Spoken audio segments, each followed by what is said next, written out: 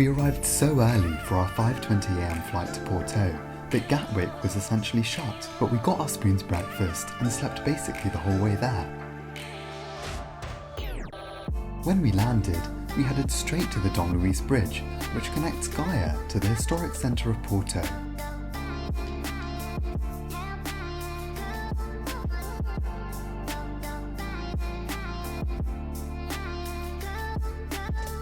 Walking around the city was so picturesque. Views of the orange clay-tiled roofs were stunning, and I love walking down quaint alleyways and pretty streets.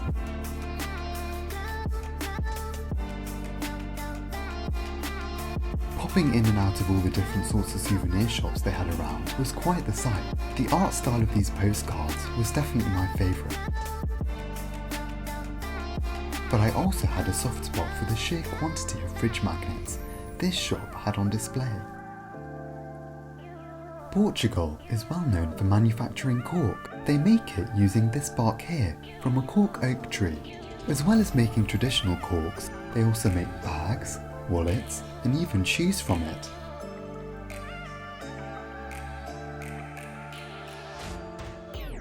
Next, we visit Palacio da Bolsa, which was a must-see for me. It was the old stock exchange building, and it's way prettier than any stock exchange deserves to be. While most of the palace took 8 years to build, the interiors took an additional 60 years to complete, and it's exceedingly obvious why that's the case. From the intricate frescoes in the courtroom, to the elaborate and ornate chandeliers dangling below breathtaking ceiling. To say I was mightily impressed would be such an understatement. And when you think you've seen it all, we get to the Arabic-inspired room, which is perhaps the most magnificent of them all.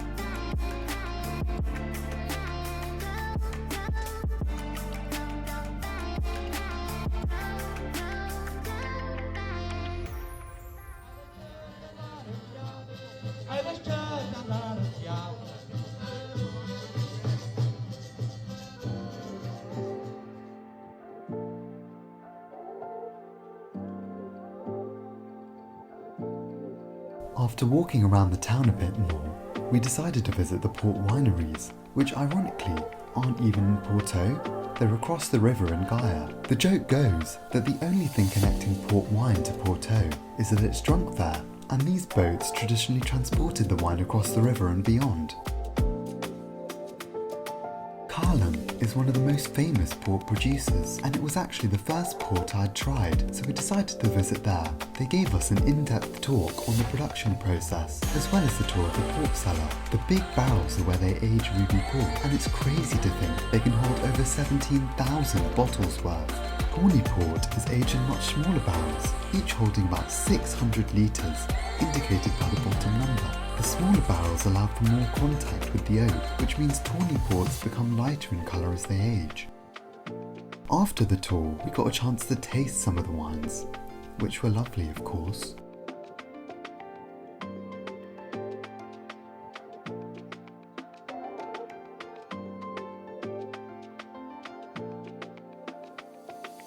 Tomorrow, we will go and see the Douro Valley, where the grapes for port are grown. But first, let's see where we'll be staying the night. Our Airbnb was far out from Porto and next to a vineyard, and you can tell it's going to be a nice place when the owner shows up in a Porsche. And it truly was stunning.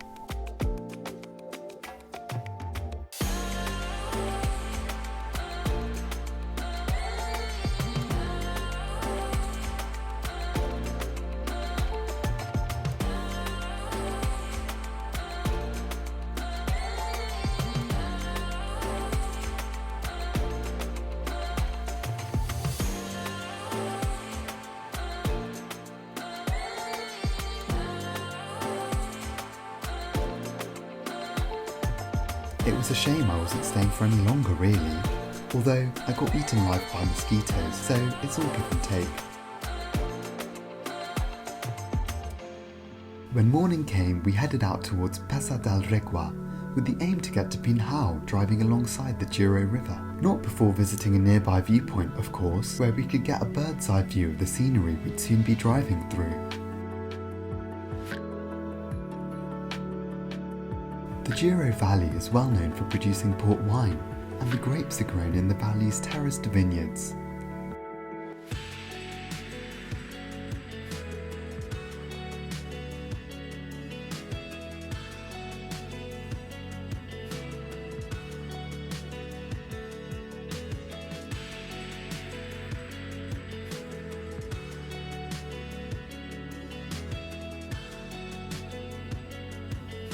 The town of Pinhao is a major hub for port wine production. We had lunch here, where I was served the most piled up plate of food I've been served in a long while.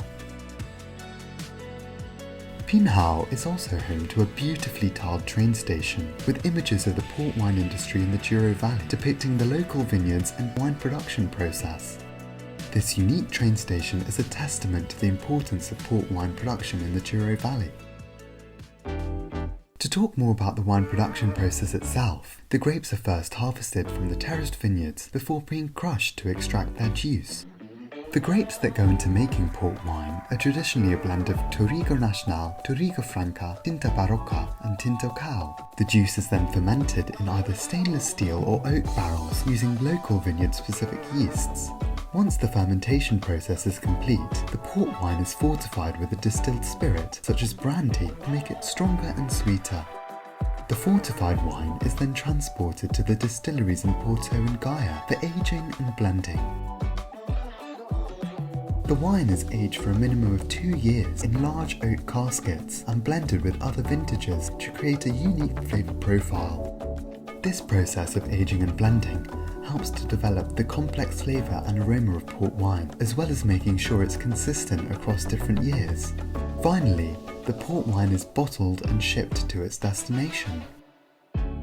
Thanks for watching the video right to the end. If you made it this far, there's a chance you'll like more of the content I make here. So if you haven't already, remember to subscribe to the channel and click the bell icon to be notified about future uploads. And while you're here, check out some of my other videos in the meantime. And see you in the next one.